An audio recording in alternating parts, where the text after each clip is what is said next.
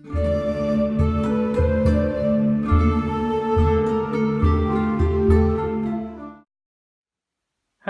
ladies and gentlemen, welcome back to my channel. A long time ago said I was not going to do any haul videos because I think the problem with haul videos is they're a little bit, look how much money I've got, and that can be a bit insulting to a lot of people watching them. However, I've got some really cool stuff, a lot of which I'm going to be reviewing or doing stuff with over the coming weeks. So I decided I was going to do one, but more in the sense of look at the stuff that's coming up on my channel rather than look how much spare money I've got. And I should add, I have massively overspent. I did not intend to spend this much, but as you'll see, there was a really good deal that I could not really turn down. So first of all, brushes. I wanted some smaller brushes and I got these 3 brushes by Pro-Arte, which are Focus ProlenePlus brushes, my beloved ProlenePlus. 3 of them. I've got 2 rounds and a 1 stroke, and these are a size 2 and a 00 or 2/0 round and a 1/8 inch 1 stroke, as I basically wanted something small. I've got Kolinsky brushes in a similar size. I've got a Kolinsky rigger that's basically this but longer. I don't have anything in Kolinsky that's this small, and I don't have any Kolinsky flats this small either, but I wanted something to do detail. And what I really like about these ProlenePlus brushes is they've got a really strong snap, so you can get into corners, tight corners with the 1 strokes, and then these are a little bit softer. So if you use them kind of in the wrong direction, they're really good for staying in the corners. So that's what I got those for. I did have a really nice antique piece of glass that I'm going to use as a brush container that I bought at the local antiques market, but actually it's fraudulent. It was sold to me as a piece of Vaseline glass which has uranium in the glass to give it this really beautiful ethereal green colour, and it glows under ultraviolet light and it emits radiation. And when I got it home and shone UV on it, nothing, and it doesn't emit radiation either. It doesn't emit so much that it's of any danger whatsoever. It's really beautiful glass. So I'm taking that back tomorrow and hopefully they'll let me swap it for something else, but we'll see.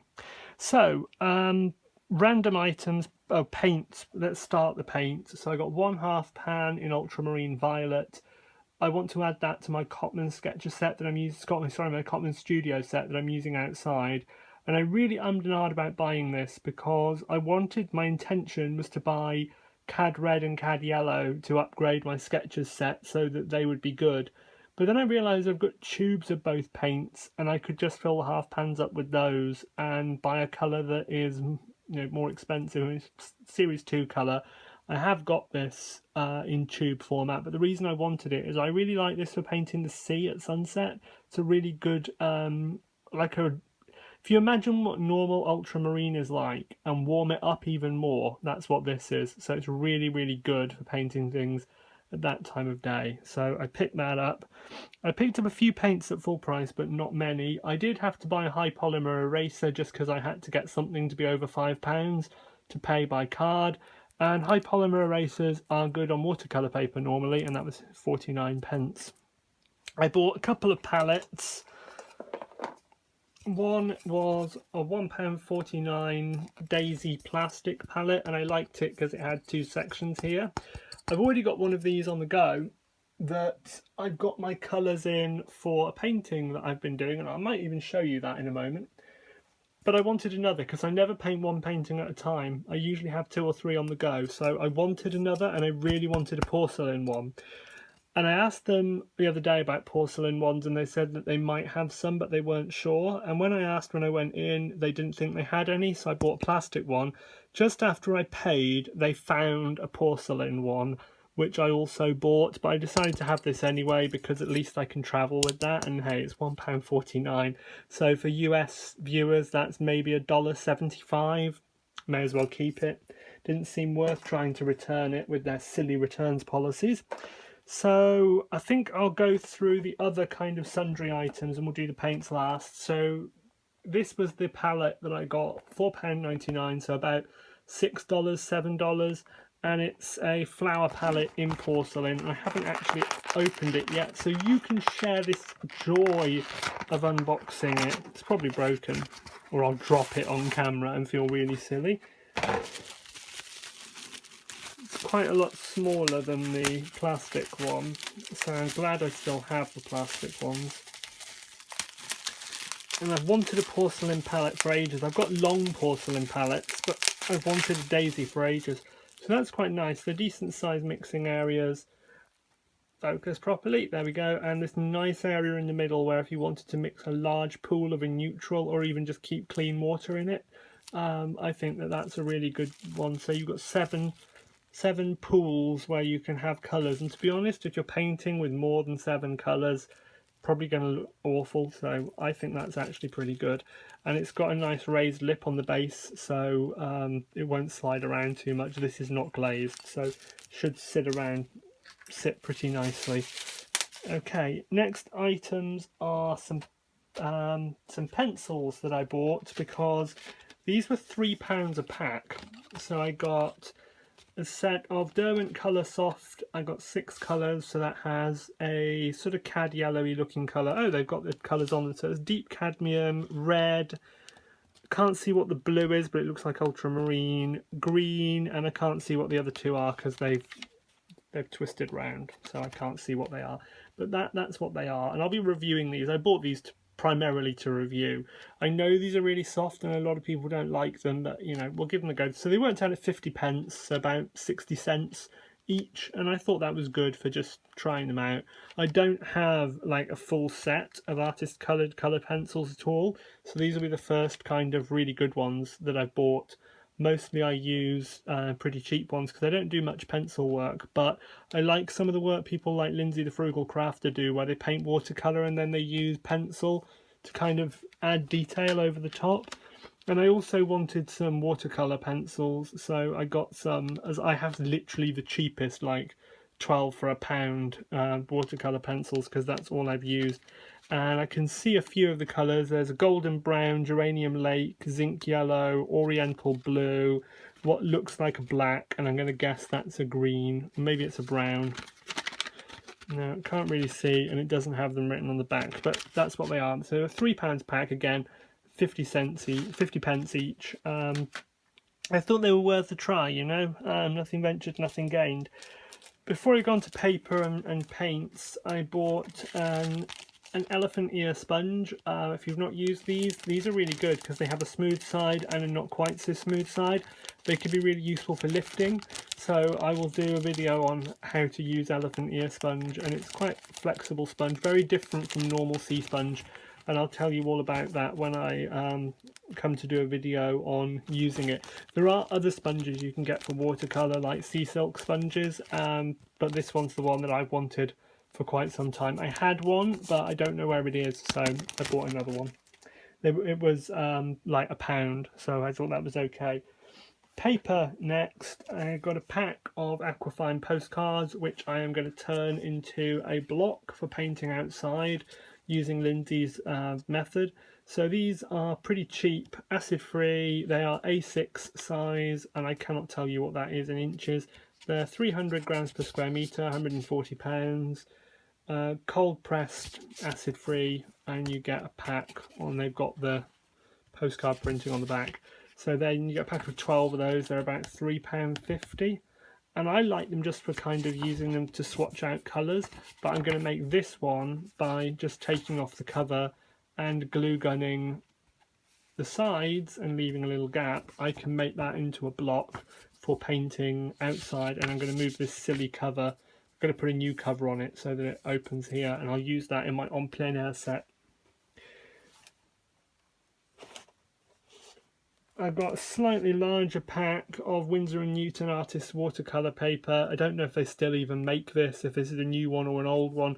It's again the same weight, 300 GSM, 140 pounds. It's 12 sheets of A5, which is 21 centimetres by 14.8, so that is about 8 inches by 6 inches, something like that. It's quite a nice cold press paper, pretty thick and sturdy. and it's most definitely one-sided as well, so I thought that would probably be a good useful paper to have around the place, just for, I don't know, practice or for painting small sketches. Not really sure what I'm going to use it for, but reduced from £6.50 to £3.99, can't really go wrong with that. So sometimes I like to have little pads of different sizes. It saves me having to cut down paper. Now, Bockingford, as many of you know, I like to use, and I buy Bockingford by the sheet. But because I don't have any rough in at the moment, I've only got cold press at the moment, and they had a rough block, 12 sheet block of 14" by 10".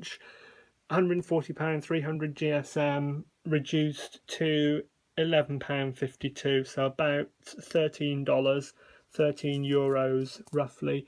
And I thought that was a reasonably good deal, and I love rough paper, that's my favourite. And I've actually got a painting planned, and I'm now going to use this to do that very painting, and I will show you what that's going to be in a moment. I got yet another Frisk cheap palette, the same studio palettes I always use for my warm watercolours. This is number 5. It's getting a bit bad now, isn't it? And the reason is I've got more paints and I really needed one. And before we go on to the paints, finally, I also got a piece of foam board, an A3 piece of white foam core for stretching watercolour paper on. I just find it kind of a useful thing to have around, and it was £1.30 in the sale, so $1.50. I bought some paints and I went a shade mad. The reason being, my main art store has got a special sale on at the moment where they have a lot of Winsor & Newton colours that are in old packaging, and evidently, they didn't tell me this, but I'm guessing a rep has been in recently and said, you can't sell those at full price, they're in our old packaging, get rid of them. So they reduced all of them. Some were £1, some were £2, some were £4, depending which series. And I just bought everything I didn't already have because I thought, why not? So I bought, these are full price ones I actually bought in a different art store. So Lemon Yellow Deep, which is a series 2 colour, single pigment yellow 159. And Cad Lemon, which is single pigment yellow 35. And then these are the ones I bought in my so those are from Big Box Art Store, who also are discontinuing Daler and Rowney, and they had all the Daler and Rowney stuff in a big box, but none of it was actually reduced. So I bought, these are full price ones again, Antwerp Blue, which is a modified Prussian blue. I just don't have that, so I kind of wanted it. Something called Davies Grey that I was kind of curious about. I just want to try it out. I am going to be doing a video soon on greys, mixing greys yourself and which colours give really interesting greys. So I thought I'd add this. I've got Payne's Grey, and I thought I'd try Davies Grey as one of the many alternatives. And it's got about... there it is. It's got 4 pigments in it, so it's going to be a really muddy grey, I'm sure. But I want to try it out, and I want to show you the grey that I use and how I make it, because I mix up my own paint to make a really nice grey by mixing other colours. So I bought Hooker's Green because I don't have that. That is a 2 pigment green. You could actually just mix that yourself. It's a convenience mix, but I like it, and it's summer and I'm painting a lot of that kind of thing. I bought Naples Yellow Deep, and I was really kind of intrigued by this because I have Naples Yellow, and what Naples Yellow consists of is titanium white with pigment brown 24, which is what Naples Yellow actually is, mixed into it. So I figured buying pure pigment brown 24, pure Naples Yellow, would be really interesting for painting buildings and that kind of thing. And it is a really, it looks bright yellow on this camera, but I can assure you it is really not. It's a very fleshy kind of colour. This colour, for some reason, shows up as absolutely bright yellow on the camera. I'm going to have to do some colour corrections, I'm sure, because it's actually a really orangey, creamy yellow. Slightly odd that that comes out so differently. I guess the camera can't see. So now we're into things I bought in old packaging. These were all really cheap. So I got a Cad Scarlet, which is a series 4 colour, so that would be about £9.50 normally, and I got it for like £3 maybe at most. So that's a Pigment Red 108 Cadmium Scarlet. So they put all these in a really nice little box for me, but I can't get them out. A Winsor Yellow Deep, because I don't have that, and that is Aerolide Yellow, Pigment Yellow 65, which is not a dye I have at all in any of my colours, so I thought it would be good to have it. I got Phthalo Turquoise, because I don't have that, and that is Pigment Blue 16, so that is not a mixture of the two phthalocyanines, the green and the blue. This is a separate phthalocyanine pigment, so we'll come on to that. I want to use that for a phthalocyanines video that I've had in mind for a while, so now I've got all of them, I can show you. So Gold Ochre, which again is a colour I've been intrigued by for some time. This one actually looks pretty similar to the actual tube on the camera. It looks okay. So that's made of Pigment Yellow 42, which is synthetic yellow iron oxide, which is used in lots of colours like raw sienna. Yellow Ochre is Pigment Yellow 43, which is the natural version, and yeah, that's a really gold kind of version of Yellow Ochre. So we'll swatch all these out soon so you can see them in a separate video. Venetian Red, because I don't have it in professional colour, and that's just Synthetic Red 101. Same thing with Light Red, Indian Red, English Red, and all the others. They're all the same, just different grain sizes, and those different grain sizes make a huge, huge difference. Okay, we've got Winsor Red Deep, which is Pyrrole Red, but it's the deep, not the standard, so thought that would be interesting to try out, because I'm only just sort of getting to grips with Pyrrole Red and starting to use it. Permanent Carmine, which I don't have at the moment, and that is a quinacridone pigment, but it doesn't specify the code, and I only tend to know them by the code numbers, so I don't know what that is, but it's some manner of quinacridone, don't know which one. Winsor Orange Red Shade. Now, Winsor Orange Standard is a benzo something something that I mispronounced yesterday. Benzimidazole Yellow HSG. It's a very, very pale transparent orange. The red shade is actually different. It's a Pyrrole Orange. So this is the first Pyrrole Orange that I've had. I've got a Pyrrole Red, but this is my first Pyrrole Orange. And finally, Scarlet Lake, which is probably not made with Scarlet Lake, a genuine pigment. Yeah, what a surprise. It's an Aralamide Red, Pigment Red 188. So I'll be doing a reds video, like the yellow video that I did yesterday.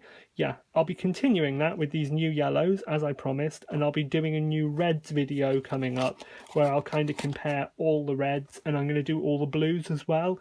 I'm not going to do the greens and the purples, I'm just going to do those main colours. Now, I've got one more thing I want to show you, but I forgot to bring it through with me, so I'll just go and grab that and I'll be... Okay, I'm back. The last thing I bought was from the bookstore, which is a book called Handbook of Should we start that again? Handbook of Watercolour Landscapes, Tips and Techniques, and it is by Richard Bolton, Jeff Kersey, Joe Francis Dowden and Janet Whittle, published by Search Press, and it was published in 2009 originally, and it was called Watercolour Landscapes, Tips and Techniques. And it was in turn based on the books Painting Landscapes and Nature, published in 2002, Painting Skies, 2006, Painting Water, 2003, and Painting Flowers and Plants, 2003. So they were clearly conglomerated in 2009 into this. So if you have any of those books, they're kind of contained within this. And then this version was published in 2013 and has been reprinted a couple of times. So that's its history. It retails in the UK for £12.99, US £24.95. So you pay a lot more actually for the book, because that's about £20. So you're paying a lot more than we do. And I had some loyalty points at the bookstore, so I didn't pay that. I paid about £3 for this, and I thought I deserved a nice book. And it's a really beautiful one because it's got all these beautiful botanicals in it, and goes through all sorts of stuff. Now I'm showing you this under fair use because I'm reviewing it, so I don't need to have permission to do that, and I'm not leaving anything on there long enough for you to really sit and copy it without paying for the book. Has got some interesting use of masking fluid on things like that spider's web. Thought that was cool. A lot of stuff on composition, drawing, suitable palettes for botanicals, and it literally is just those books reprinted. So there's kind of like colours for each painting, it's got fields, it's got water, it's got all sorts of things. And I wanted this because I paint water, I paint landscapes, I paint all sorts of things, and sometimes you just get stuck for ideas or how to achieve a certain effect. What is really clear about it is that it is literally the 4 books it's based on stuck together, because you have a whole painting water section that goes immediately into, oh, here are the colours and here are the brushes, and yet all of the sections have got brushes and colours, and they're the same surely in all of them.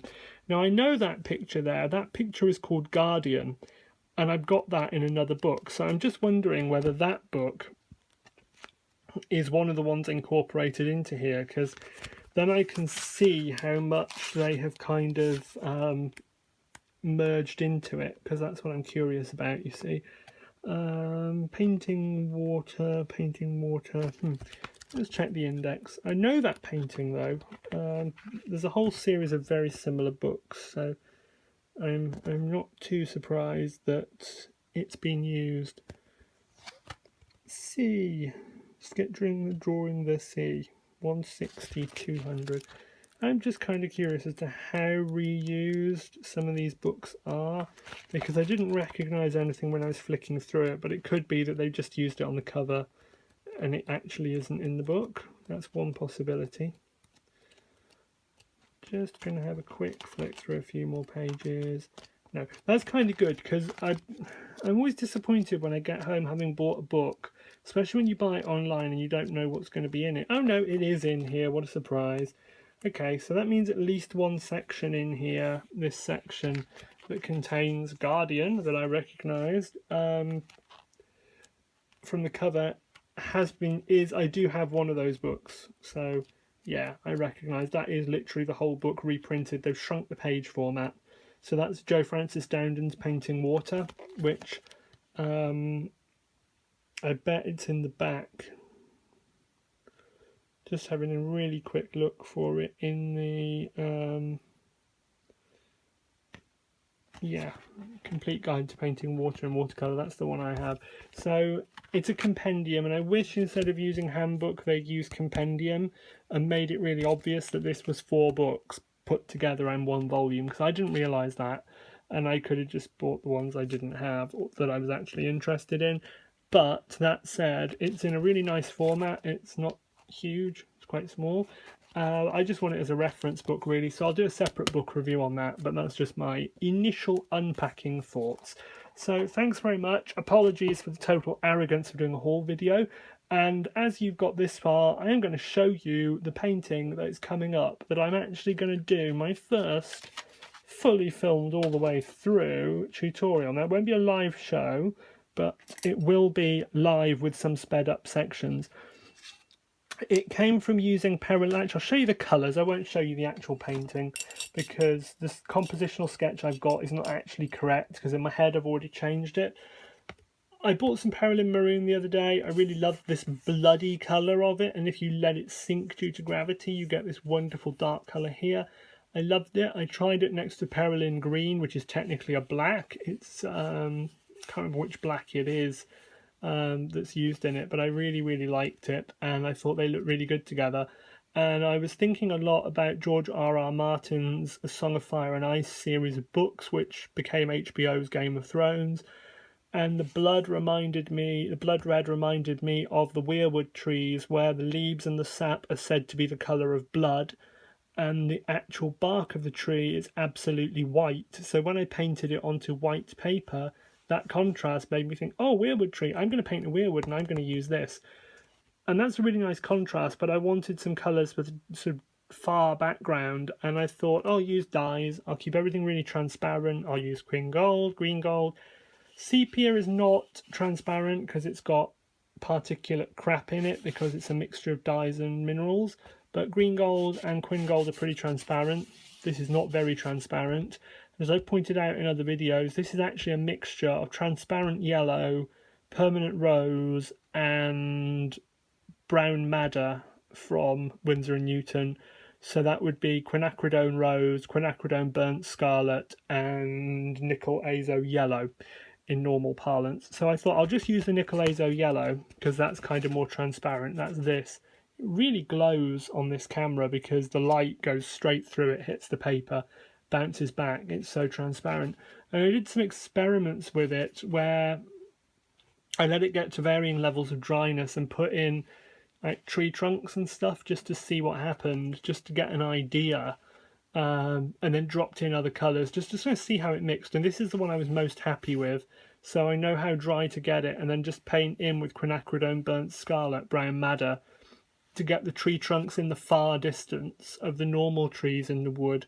So this might, you might imagine, this might be the trunk of the, if we just cover up that, this might be the edge of the trunk of the weirwood, so we've got that contrast of stark white, that in the background, and then blood red leaves at the top, and then obviously there'll be some shadows on here. So that's what I'm going to paint, and that's quinacridone burnt scarlet brown madder, which kind of sits nicely with this, and I don't think I'll use the sepia.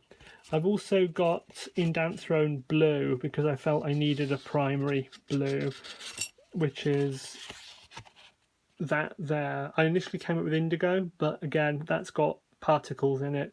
Indanthrone blue, different manufacturers spell it differently, is very dark. It can be this dark, but it's a lovely transparent and you get the light kind of coming through.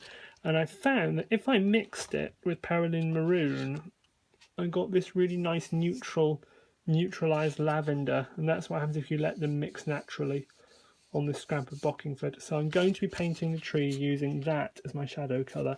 So there's a little insight into what's coming up on my channel. Thank you all very much. Good evening.